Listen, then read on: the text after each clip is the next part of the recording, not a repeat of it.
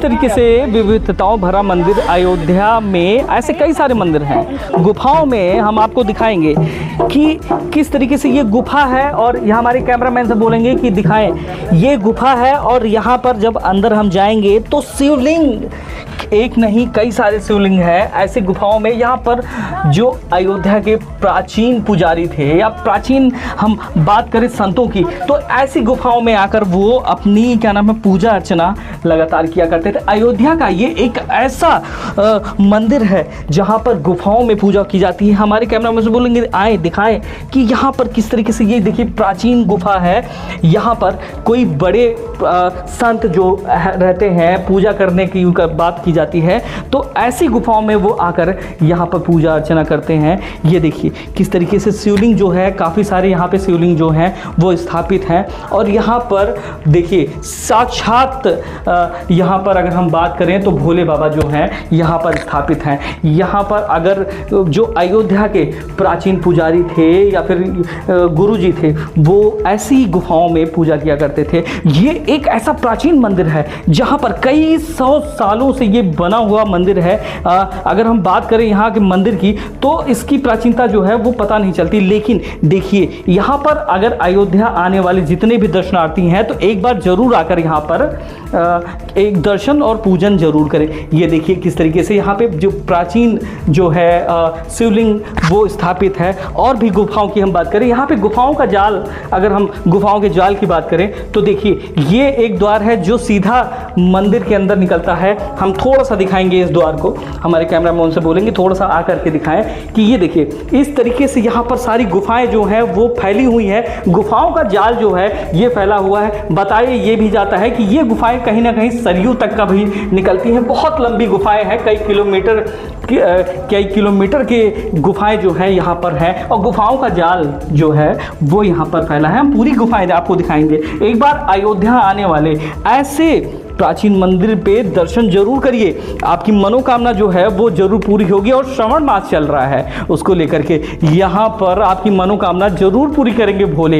एक बार ऐसी जगहों पर आप जरूर आइए और एक बार पूजा अर्चना जो है वो भी करते रहिए। ये देखिए अभी तो ये फिलहाल बंद कर दिया गया है। बताया ये जाता है कि ये वही द्वार है जो जाके सरयू नदी में खुलता है, अयोध्या तक का जाता है, अयोध्या की कोठियों में जाके खुलता है।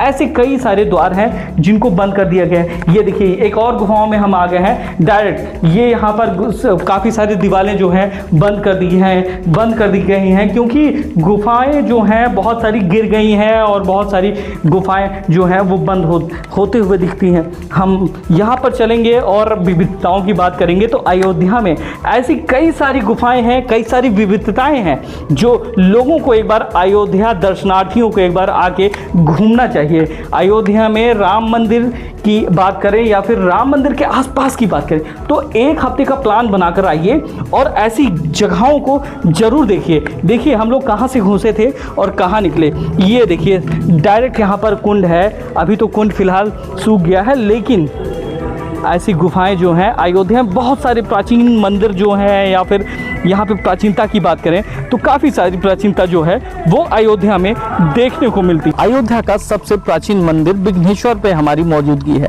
गुरु जी मौजूद हैं हमारे साथ में। हम इनसे ही जानेंगे, इनकी जुबानी जानेंगे कि क्या कुछ इस मंदिर की विशेषताएं हैं और कितना पौराणिक है यहाँ का मंदिर। जय श्री राम। यहाँ की पौराणिकताओं के बारे में बताते हुए बड़ा हर्ष हो रहा है कि ऐसा मंदिर पूरी अयोध्या में नहीं है। तो ध्यान में आता है कि ऐसा क्यों, तो ये नागर शैली के वास्तुशास्त्र पे बना मंदिर है। अष्ट मंडपों में मंदिर बना हुआ है। तो पहला जो किरण बाबा की, सूर्य भगवान की उगती है वो बाबा पे पड़ती है। ऐसा सूर्य भगवान 1 घंटे लगभग बाबा का अभिषेक करते हैं अपनी किरणों से और फिर वो उदित होते हैं और पुनः जब वो अस्त होते हैं। नागर शैली की अगर आप बात कर रहे हैं तो अयोध्या राम मंदिर की बात की जाए तो जिस तरीके से वहां पे आधुनिक उपकरणों के द्वारा सूर्य तिलक प्रभु श्री राम का किया जाता है, लेकिन यहाँ पर वही चीज प्रकृति के द्वारा किया जा रहा है। हाँ, तो ये 500 साल का जो विज्ञान है अपने नागर शैली वास्तुशास्त्र का जो विज्ञान है, आज के समय में वो टेक्नोलॉजी से प्रभावित है और उस समय का जो विज्ञान है वो ध्यान में आता है कि साक्षात्कार उससे उसमें टेक्नोलॉजी का कोई रहस्य नहीं है, कोई चीज़ें वस्तु नहीं जोड़ी जाती है, कोई लेंस नहीं जोड़ा, लेकिन राम मंदिर में ऐसा पूरी टेक्नोलॉजी लगा करके तब सूर्य तिलक करा पाया जा सकता है। लेकिन यहाँ पे ऐसा कुछ नहीं होता। रोज सुबह यहाँ पे जब सूर्य भगवान उदित होते हैं तो पहली किरण भगवान को प्रणाम करते हैं और बिना किसी लेंस, बिना किसी टेक्नोलॉजी, बिना किसी सुविधा के, और जब अस्त होते हैं तब भी वो बाबा को प्रणाम करके तब वो अस्त होते हैं। जी, इस मंदिर की बात की जाए तो 365 पुजारी भी यहाँ पे ये एक कीर्तिमान और स्थापित करता है। 365 पुजारी जो हैं वो लगातार यहाँ पर अपनी पूजा दे रहे हैं। राम का गांव है ये, राम की भूमि है, जन्म भूमि है।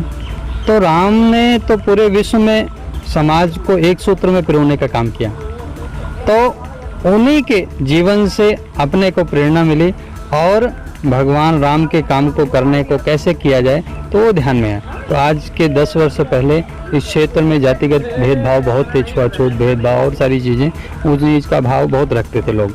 लेकिन आज के समय में वो सभी जाति यहाँ आकर के पूजन कर रही हैं, वो चाहे निषाद हैं, केवट हैं, हरिजन हैं, ठाकुर हैं, ब्राह्मण हैं, चाहे किसी एक निषाद जाति का व्यक्ति है या हरिजन परिवार का व्यक्ति है, वो अपने परिवार समेत यहाँ आकर के पूजन करता है, प्रसाद अपने घर से बना के लाता है, अपने हाथ से भोग लगाता है, भोग लगाने के बाद में आरती करता है, आरती के बाद में स्वयं प्रसाद वितरण करता है, और उसको लेने के लिए चाहे यादव है, ठाकुर है, ब्राह्मण है, चाहे किसी भी जाति का व्यक्ति है, वो सभी लोग प्रेम से प्रसाद लेकर के और प्रसाद ग्रहण करते हैं। जैसा गुरु जी का कहना है कि इस तरीके से यहाँ पर पूरे गाँव वासी, हर जाति के लोग जो हैं यहाँ पर आकर पूजा करते हैं। भेदभाव की अगर बात की जाए तो यहाँ पर भेदभाव को कहीं ना कहीं खत्म करते हुए दिख रहा है, और लोगों को इससे एक मैसेज और संदेश जाता है कि इस तरीके की व्यवस्थाएं हर मंदिर पे होनी चाहिए। और यहाँ पे मंदिरों में अगर हम जाल की बात करें तो यहाँ पे बताया जा रहा है सुरंग जो है वो काफ़ी बड़ा है, और धरती के अंदर में एक सुरंग है जहाँ पर काफ़ी सारे शिवलिंग स्थापित है, उसको लेकर के करेंगे। तो अभी जैसा आप देख रहे होंगे ये शेर बना है, तो शेर के अंदर से ही व्यक्ति 300 फीट नीचे मंदिर के नीचे व्यक्ति सुरंग का दर्शन कर सकता है। और 12 ज्योतिर्लिंग स्थापित हैं जो पार्थिव शिवलिंग है। तो पार्थिव शिवलिंग की मान्यता ही यही है कि अगर उस पर जलाभिषेक किया जाए, पूजन किया जाए तो उसको सुख समृद्धि वैभव स्थापित होते हैं। इस नाते वो पार्थिव शिवलिंग वहाँ नीचे जी। और बात भी की जा रही है, यहाँ पर एक ऐसा त्रिशूल की स्थापना की जा रही है जो अपने में पूरे अयोध्या की ही बात करें या तो फिर हम पूरे विश्व की बात करें तो सबसे बड़ा त्रिशूल जो है वो यहाँ पर स्थापित होने जा रहा है। गुरु जी की जुबानी जानेंगे। भारत का सबसे बड़ा स्टील धातु का त्रिशूल, लोहे का नहीं, स्टील धातु का त्रिशूल, वो स्टील धातु का त्रिशूल अभी भारत में कोई भी स्थापित नहीं है जी। तो ऐसा छिंदवाड़ा में वो स्पेशल मिस्त्री के नाते वहाँ पे वो बनवाया जा रहा है, और वहाँ से बन करके 700 किलोमीटर दूर में वो बन रहा है। लगभग 60 फीट ऊंचा है और 700 किलो वजन का वो त्रिशूल, लगभग 11 फीट चौड़ा त्रिशूल स्टील धातु का वो बन रहा है, और वो यहाँ स्थापित होगा जी लगभग 1 से 2 माह के भीतर में। जी। अगर उसकी चौड़ाई की बात करें तो कितनी चौड़ाई होगी, लंबाई की बात करें तो कितनी लंबाई होगी? चौड़ाई में ध्यान में आता है कि 11 फीट चौड़ा है वो और 60 फीट ऊंचा है जी। एक अलग से कीर्तिमान जो है वो यहाँ पर स्थापित हो जाएगा। हाँ। त्रिशूल की बात करें तो अलग कीर्तिमान स्थापित करते हुए अयोध्या की गरिमा को और बढ़ाते हुए, जिस तरीके से अयोध्या में बहुत सारी विविधताएं हैं देखने को मिलती हैं, बहुत सारे ऐसे मंदिर हैं जो अपने में एक नया कीर्तिमान स्थापित करते हैं, उसको लेकर के यहाँ पर एक ऐसा त्रिशूल भी गाड़ा जा रहा है जो एक नया कीर्तिमान जो है वो अयोध्या की गरिमा को कहीं ना कहीं और बढ़ाते हुए दिखेगा। गुरुजी से हम बात करेंगे और भी चलेंगे कि ये जो यहाँ पर क्या नाम है शिव जी का शिवलिंग है उसके बारे में बताइए। और यहाँ पे सुनने को मिलता है कि बहुत सारी ऐसी चीज़ें हैं, यहाँ पे बहुत सारी ऐसी मान्यताएं हैं जिसको लेकर के लोग बहुत दूर दूर से दर्शन करने आते हैं। और आज तो श्रावण मास चल रहा है, कांवड़ जो यात्री हैं उनके लिए क्या कुछ खास व्यवस्था की गई है यहाँ पर? तो आज सावन के इस पवित्र माह में रविवार के इस मध्य सायंकालीन में पीछे भी भोजन की व्यवस्था की गई है। लगभग 500 कांवड़िया भक्त यहाँ से अयोध्या ही जाएंगे और सरयू जी का जल ला करके यहाँ बाबा को पैदल चढ़ाएंगे। ऐसा भाव लेकर के 365 परिवार के हर घर से हर एक व्यक्ति वो उस कार्यक्रम में सहभागी होगा कांवड़ यात्रा के। और यहाँ पे कांवड़ यात्रा में ला करके जल चढ़ाने मात्र से ही उसके जीवन में सुख समृद्धि वैभव उसकी सभी मनोकामनाएं पूरी होती हैं। ऐसा यहाँ बाबा की मान्यता है जी। और मान्यताओं की अगर बात करें तो यहाँ पर यहाँ का जो जल है उसकी बड़ी मान्यता है, उसके बारे में हमारे दर्शकों को बताइए। हाँ, तो उसका मूल कारण ये है कि रोज जो भगवान भास्कर भगवान सूर्य बाबा का अभिषेक करते हैं, इसके नाते यहाँ पे वो जो शक्ति है ना वो इस शिवलिंग में प्रभाव तरीके से स्थापित हो गई। और उसके कारण से जो यहाँ का जल अपने घर से ला करके एक लोटा जल ला करके बाबा को चढ़ाता है और वो जल ले जा करके अपने घर पे छिछकार करता है और फिर अपने जो है पवित्रता देता है। अपने घर में जो भी छिछकार करता है वो उसके सारे कष्ट और सारी नेगेटिव शक्तियां दूर हो जाती हैं। अच्छा। और यहाँ पर जैसे सूर्य भगवान के द्वारा यहाँ पे ये वही शिवलिंग है, हमारे कैमरामैन से बोलने दिखाएंगे, ये वही शिवलिंग है जहाँ पर सूर्य भगवान जिस शिवलिंग को तिलक करते हैं। और इसकी एक बड़ी ही रोचक बात हम आपको बताएंगे कि पंडित जी के द्वारा ये बताया जाता है कि यहाँ पर लोग त्रिपुंड बनाते हैं चंदन से या फिर किसी लेप से शिवलिंग पर, लेकिन यहाँ पर खुद ब खुद त्रिपुंड जो है वो बनके निखर रहा है। जटाएं भी हैं जो वो भी साक्षात दिख रही हैं। गुरु जी जटाओं के बारे में और त्रिपुंड के बारे में बताइए। तो इसके पीछे का मूल कारण है जो कभी लगभग शताब्दियों से मंदिर जीर्ण शीर्ण अवस्था में चला गया था। इसके कारण से मंदिर विलुप्त हो गया था और बाबा की जो पूजा हो रही थी वो बंद हो गई थी। लेकिन अभी जब से समाज के 365 परिवार बाबा की पूजा अर्चना करना प्रारंभ किए हैं तो बाबा साक्षात्कार दिखना प्रारंभ हो गए हैं। इसके कारण से आप देख सकते हैं ये बाबा की जटाएं हैं, है ना, मुकुट जिसे हम सभी कहते हैं, और ये त्रिमुंड है। ये तीनों त्रिमुंड जो है वो निकलना अपने आप ही स्वयं तरीके से निकलना प्रारंभ हो गया है। और इसके कारण से यहाँ की मान्यताएं और बढ़ती चली जा रही हैं और समाज के लोग ज़्यादा से ज़्यादा आकर के यहाँ पे पूजन अर्चन कर रहे हैं। कलयुग में चमत्कार तो आपने सुना ही होगा, लेकिन ये साक्षात जो चमत्कार है वो देखने को यहाँ पर शिवलिंग पर मिलता है। क्योंकि जिस तरीके से लोग चाहे चंदन से बोले या फिर हल्दी से बोले, हर जगह पे शिवलिंग पर त्रिपुंड है, लेकिन यहाँ पर अगर त्रिपुंड की बात की जाए तो इस त्रिपुंड को खुद से ही ये त्रिपुंड जो है वो बनते हुए दिख रहा है। क्योंकि यहाँ पर सूर्यदेव भगवान जो है वो अपनी सर्वप्रथम सूर्य की जो होती है उनसे तिलक करते, जो प्रणाम है सूर्य अस्त का जो प्रणाम है उसको भी यहाँ पर प्रणाम करते हैं। ये द्वार की अगर बात करें तो ये सीधा द्वार जो है पूरब की तरफ है और ये द्वार की बात करें तो ये पश्चिम का द्वार है। तो पूरब से जब निकलते हैं तो पहले प्रणाम करते हैं और सूर्यास्त के समय अपना प्रणाम जो है वो देते हैं। और अगर हम बात करें आज कुछ क्या नाम है यहाँ पर प्रोग्राम भी हो रहा है और कांवड़ यात्री जो हैं उनमें बड़ा हर्षोल्लास का देखने को मिल रहा है। तो उसको लेकर के क्या कहेंगे, किस तरीके की तैयारियां ये जो है यहाँ पे आप कर रहे हैं? तो आज 365 पुजारी अपने हैं सभी जातियों के, तो उनसे सबसे निवेदन किया गया है कि हर परिवार से एक व्यक्ति कांवड़ यात्रा में सम्मिलित हो और तब करें। तब क्या है तो अयोध्या जी से जल लेगा और पैदल यहाँ ला करके लगभग 35 से 40 किलोमीटर दूर तक वो जल को लेकर के आएगा और ओम नमः शिवाय जपते हुए आएगा। समाज के कुछ प्रबुद्ध जन बीच बीच में स्वागत भी करेंगे। 5-7 जगहों पे लोग स्वागत करने के लिए अभी से जो है तैयारी है। जैसे चौक में है तो अग्रवाल समाज के लोग वहाँ तैयारी कर रहे हैं। फिर गुरु नानक विद्यालय है बाईपास पे, अयोध्या बाईपास पे, वहाँ पे वो तैयारी कर रहे हैं। मोक्षवाला पे है रितेंद्र जी तैयारी कर रहे हैं। प्रभात नगर में है राजू भैया हैं, सुनील भैया तैयारी कर रहे हैं। फिर आगे बढ़ेंगे तो टेक्सरा में ओपी पांडे जी हैं, धर्मेंद्र भैया, तो सभी लोग पूरे समाज के लोग तैयारी कर रहे हैं। तो जो आज के पुजारी हैं तो वो अपने तरफ से समाज के जो अपने लोग हैं कांवड़ यात्रा में सम्मिलित होने जा रहे हैं उनकी तरफ से वो भंडारे का आयोजन कर रहे हैं। तो ऐसे सभी लोग मिल करके कुछ ना कुछ कर रहे हैं और उसके अंदर वो आध्यात्मिकता आए, भाव आए, तो इस नाते वो ये। जैसा गुरुजी एक चीज और सुनने में मिला था आपके उस पे कि आपने पैदल यात्रा की थी सारे धामों की, वो बहुत बड़ी चुनौती थी, उसको किस तरीके से आपने किया था और चीजें वहाँ पे कैसे हुई थी? तो राम से प्रेरित होकर के भगवान शिव की कृपा पा करके इनकी प्रेरणा हुई और इसके नाते अपने मन में आया कि राम वनगमन को किया जाए। राम को मिथ्या लोग बताते हैं, तो राम सेतु को तोड़ने का प्रयास कांग्रेस सरकार ने किया। फिर ऐसे राम को बताया मिथ्या हैं, राम है ही नहीं थे, राम तो काल्पनिक हैं, ये किताब तो खाली लिखी हुई है।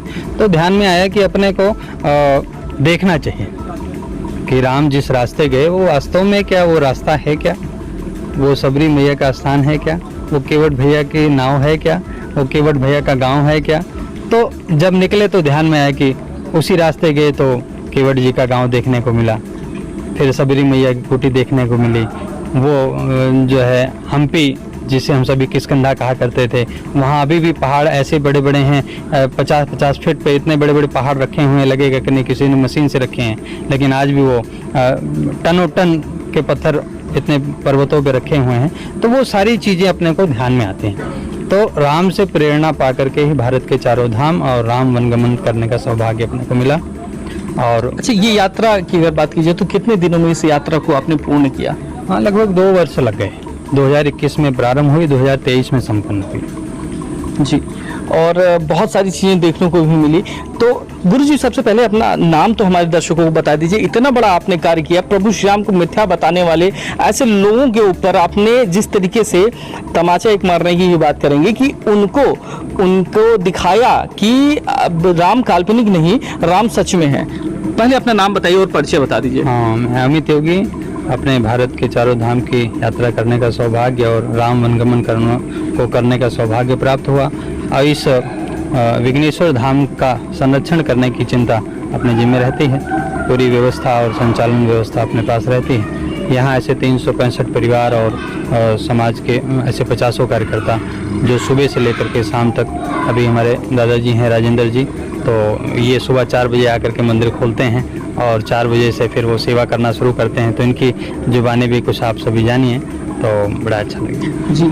जैसा कि गुरुजी ने बताया कि यहाँ की विविधताओं की बात नहीं, यहाँ पर ऐसे लोग भी मौजूद हैं जो प्रभु श्री राम के चरित्र को अपने ऊपर धारण करके और प्रभु श्री राम को मिथ्या बताने वाले लोगों के ऊपर उनको गलत ठहराते हुए खुद यात्रा प्रारंभ की और कई सालों की यात्रा प्रारंभ करके फिर उन्होंने सारी चीज़ों को देखते हुए फिर अपनी यात्रा जो है स्थगित की और सारे जगह का एक एक चीज इन्होंने देखा कि कौन सी चीजें कहाँ पर हैं, उसको लेकर के ऐसे कई अयोध्या में जो पुजारी हैं, जो बड़े संत हैं, वो मौजूद हैं।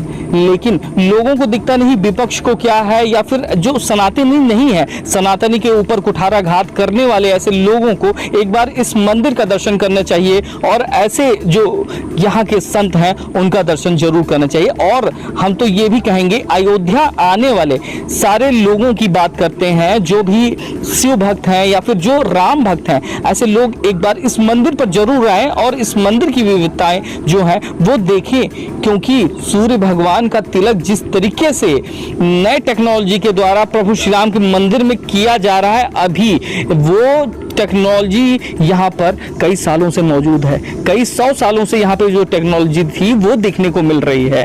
और नागर शैली पे बना ये प्राचीन मंदिर, एक बार यहाँ पे आइए और एक लोटा, जैसे बोला गया है, एक लोटा जल चढ़ाइए और अपनी सारे कष्ट का मुक्ति जो है वो पाइए।